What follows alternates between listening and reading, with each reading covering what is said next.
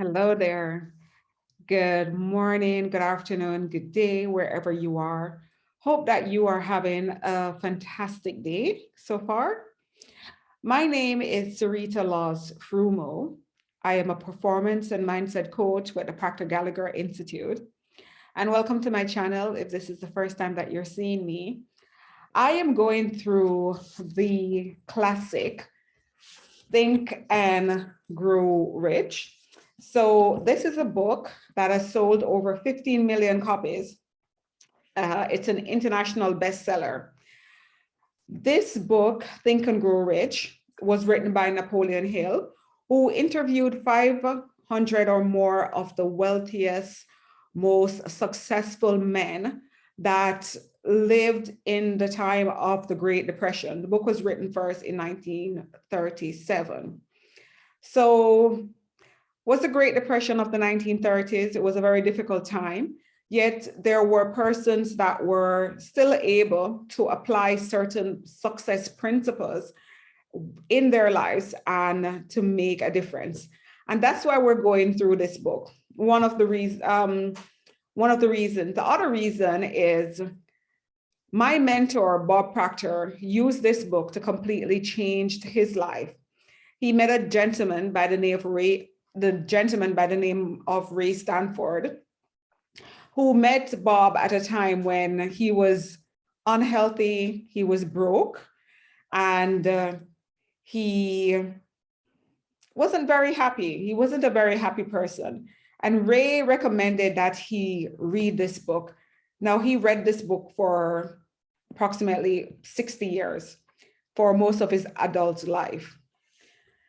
And it completely changed his life. He went from earning $4,000 and being in debt because he owed $6,000 at the time to $175,000 per year to over $1 million. And that is to say that it is possible for anyone to use success principles to change their lives once they are applying it. And so I want to share it with you. I want to use what's in this book and also try to simplify it based on my mentorship with Bob. So I'm going through the book, applying the knowledge that I have from him as well as what's in the book. I know it's because it was written such a long time ago, sometimes the language is a little bit more complex and it might not be as smooth reading. That's what I've gotten, messages from you all, and I want you to maybe use this as a kind of a guide how you can get through this book. So I would recommend that you watch my videos first, because what I am doing, I am not reading the book. I've already read it. I've read it several times. I'm reading it again as I'm making these notes, and I'm trying to break it down so it's easier for you to go through. So my suggestion is to watch my daily videos as I'm going through the book, then go to the passages if you don't have a lot of time. If you do have the time, read it for yourself as well. That would be really, really great. If you have even more time, you can also research some of the examples that are given in the book. The most important thing, more than everything that I've said, is to apply the success principles that you're learning. Now we're at chapter 6. There are 15 chapters in the book. So we are almost halfway. We're almost at the halfway mark. We started with the first step towards riches, which was desire. And today we're going to talk about the number 5, the 5th step towards riches. Have you been applying what we have been saying? Remember that even if it's a small step, doesn't have to be a big, gigantic step. It's the little things that we do, right, in the right way that will get us the results that we want.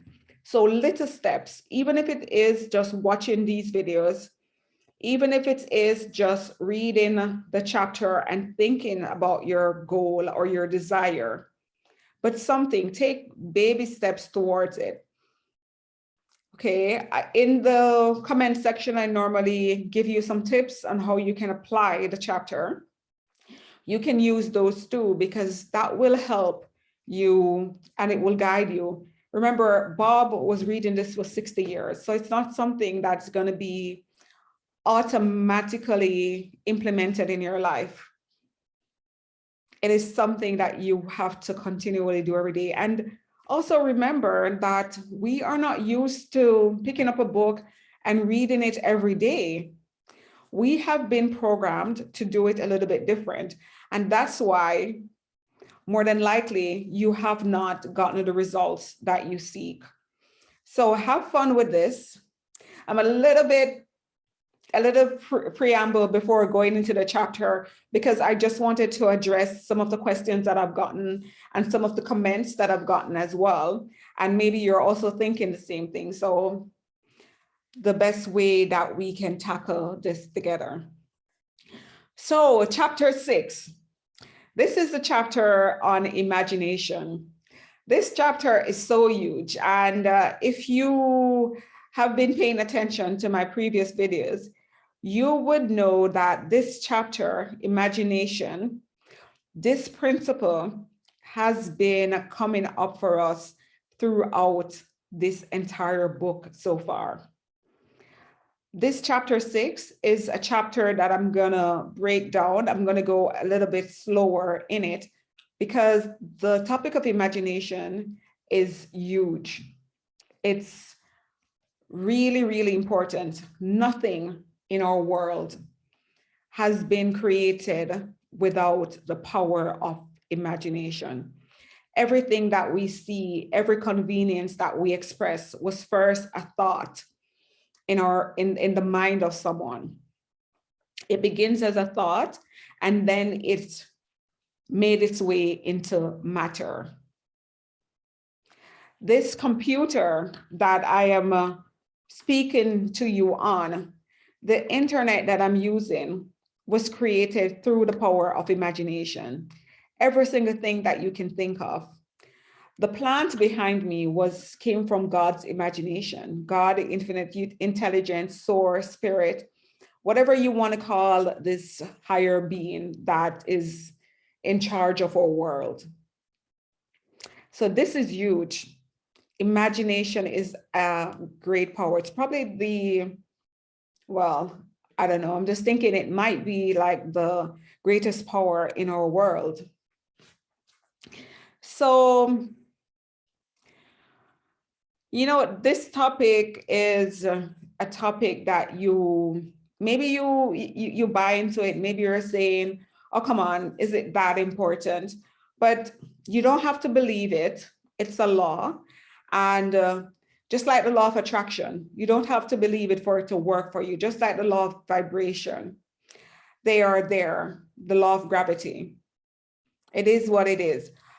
What I am hoping that you will be is a little bit open-minded and curious, right? And have a desire to improve yourself, improve your life, the lives of others around you, to improve your situation, and really to help others in the best way that you can, so that we can make an impact on this planet.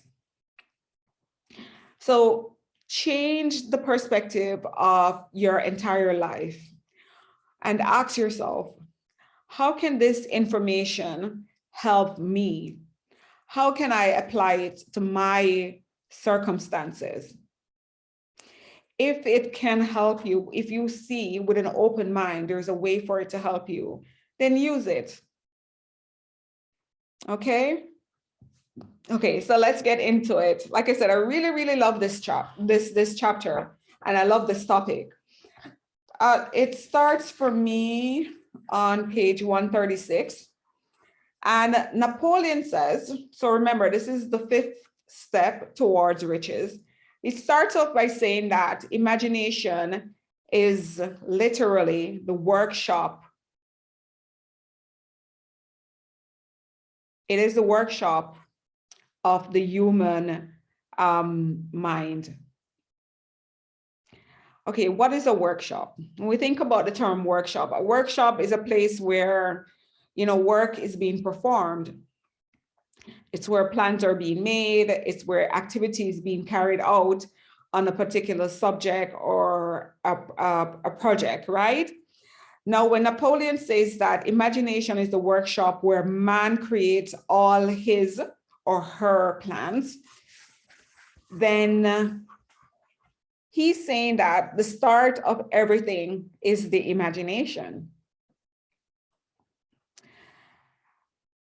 Another point from what we're going to be discussing today is desire. Now, desire was the first step towards riches, right? And desire is the thing that you want. Some of you may have already set like a monetary goal. This is the amount that you desire to improve your life and the life around you, for you to live in the way that you want to live. Now, desire is given in shape and form and action when we leave from the thought of the desire and we manifest the physical thing that we want. So the first step that we started out with was that desire was towards riches, was towards a better life, towards a happier life. And what Napoleon Hill is also saying is that you can have anything that you imagine. So you can have your desire. Now, that is huge. You can have anything that you desire. You can have anything that you place in your imagination. Bob believed this a lot. Bob used this principle to completely change his entire life. So this is not just a piece of paper that was written and then you don't need to pay attention to it. Remember that 500 of the world's wealthiest men use these principles, and countless of persons are still using these principles. So there are clues. And one of the clues is the power of imagination, the power of your imagination. So you can create anything that you imagine.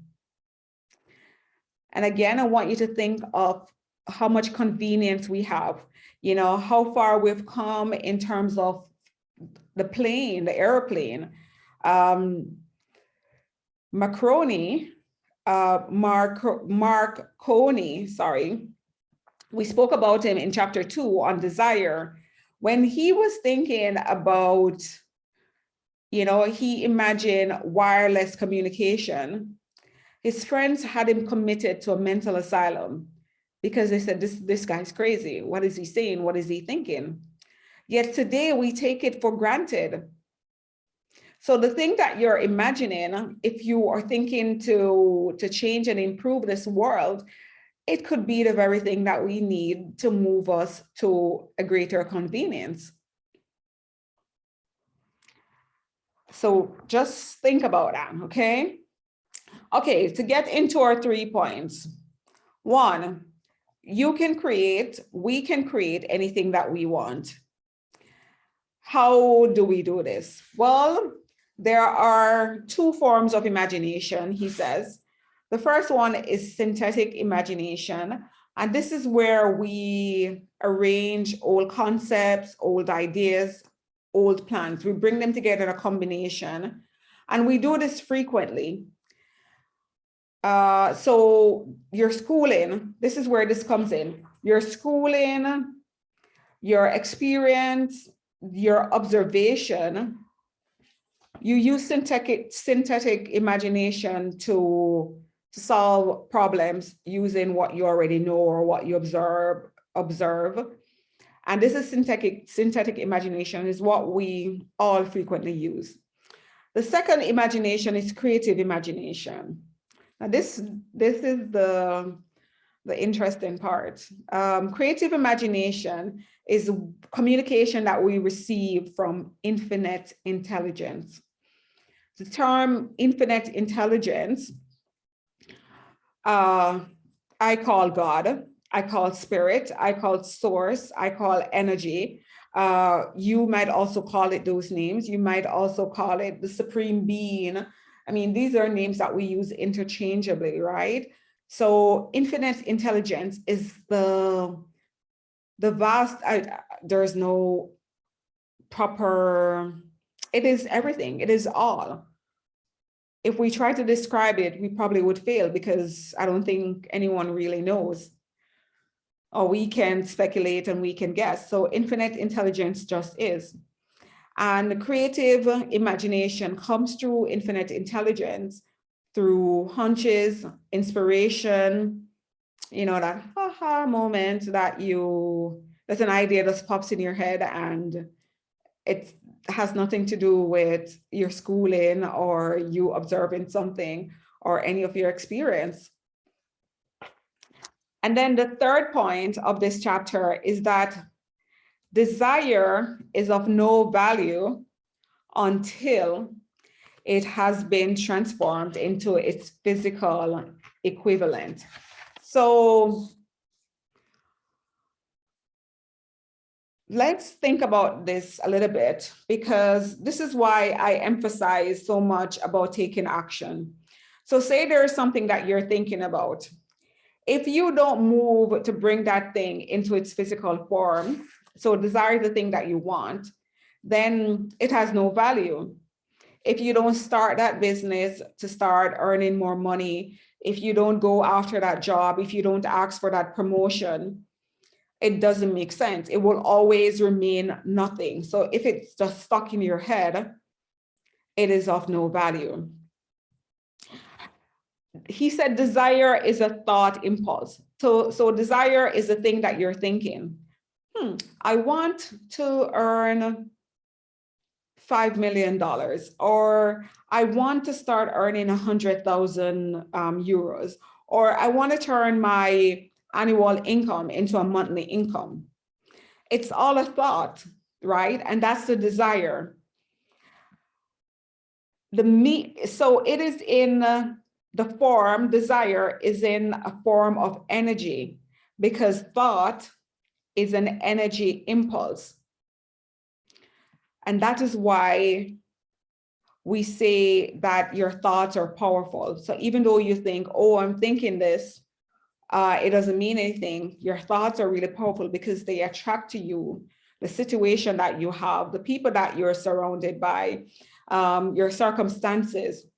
Today, I saw one of my colleagues post something on Facebook. He said, you know, be careful of your inner thoughts, because it's the language that you're using to speak to infinite intelligence. So it's your communication with infinite intelligence. You are telling infinite intelligence that this is what I want. And so that's why you are magnetized to certain people, situation, and circumstances. So energy is what is used to create this earth, right? So everything in terms of the material form that is in our universe is energy. And scientists tells us that there are two elements in our world, and that's matter and that's energy. So just to wrap this up, I'm gonna close this chapter. I'm gonna close this chapter because I really want us to focus on these points. Point one is that we can create anything we want. The second point was that there are two types of imagination. And the third point is the power of desire and what desire is and how we move desire from a thought energy into matter. Scientists tells us that there are two elements in our planet, matter and energy. So there are two elements, matter and energy. Energy is your thought. Matter is the physical representation of that thought. So what are you trying to do? You're trying to think of a thought, of a desire, and then you want to apply success principles to it to bring it into the physical, into the matter. If you leave it only in the energy of it, it stays there. Unless you are, it stays there, but you're also still attracting the same of what you already have. You only keep the same. So if you want to have more, to do more and be more, you have to think different thoughts. You have to be in a different energy. You have to be in a different energy vibration. You have to vibrate differently so you attract the things that you want. I hope you are with me and that you're following. So we have discussed in previous chapters how to achieve money, right? And money is matter. So to convert your thought impulse, the energy of your desire, into its physical form of money, you have to do something in between, which is to take action, which is to think about the thing that you want. Spoke about affirmation. We spoke about auto-suggestion. Okay, so you magnetize your mind and your thinking to bring the thing that you want closer to you. And you can do this. It has been done before. Okay, that's what he says on page 140. He says, you can build a fortune through the laws, through the aid of the laws, which are immutable. But first, you must become familiar with these laws and learn them. And we are learning some of the laws. I've already mentioned the law of repetition, which is autosuggestion, the law of concentration. So once you start applying these laws and understanding how they work, I've mentioned the law of vibration, the law of attraction. You can bring the thing that you want closer to you. Now, want us to also look at the creative imagination and the synthetic. Now, because if you have not gotten the thing that you want, so you have not been able to use your imagination to get what you want, it is only because you haven't used it a lot. And he mentions that on page 138. So he says, both the synthetic and the creative faculties of imagination become more alert with use, just as any muscle or organ of the body develops through use. So if you're not using a particular muscle in your body, atrophy sets in. It's like you have to work the muscle for it to use it. And the muscle of imagination, if you are not using it, then it might seem that you don't have imagination, but you do. It's there. You haven't lost it. You just need to develop it more. And the creative imagination, which might seem a little bit more challenging for you initially when you start, don't worry about that. He says on page 139 that you should center your attention for the time being on the development of synthetic imagination. So that's using your education, using your experiences, and using your observation.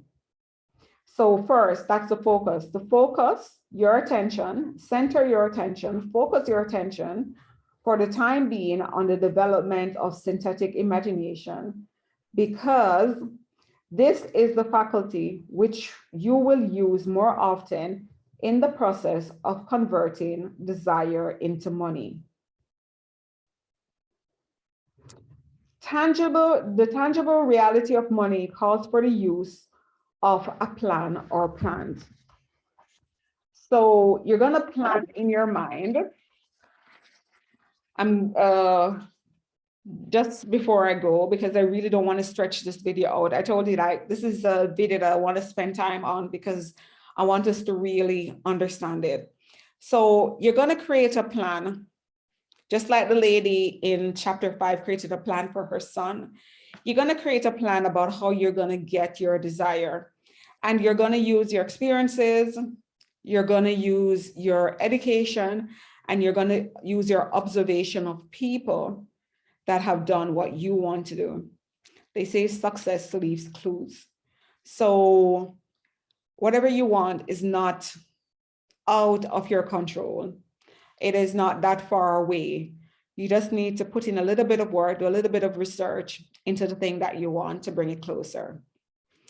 Okay, so that's it for me today. Okay, this is a heavy chapter, but we're going to go through it and we're going to enjoy just doing the things that will bring us in closer alignment with that which we desire, and to make our lives better, but also to make other people's lives better, and to make a difference. It might sound a little bit cliche, but once we have the access to the money and the lifestyle that we want, we can improve life. I mean, we can enjoy more things.